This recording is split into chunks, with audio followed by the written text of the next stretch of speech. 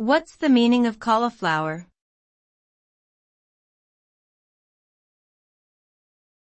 Cauliflower.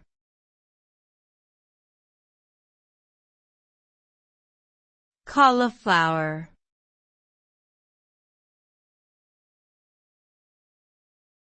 Cauliflower.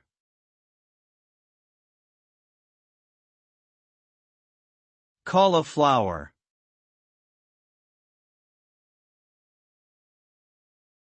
Cauliflower is a vegetable that belongs to the same family as cabbage and broccoli.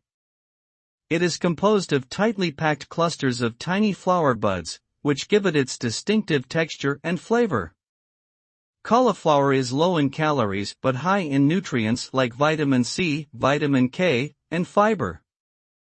It can be roasted, boiled, or steamed and served as a side dish, or it can be used as a substitute for rice or mashed potatoes. In addition to being a versatile ingredient in cooking, cauliflower has also been linked to numerous health benefits, including cancer prevention and improved digestive health.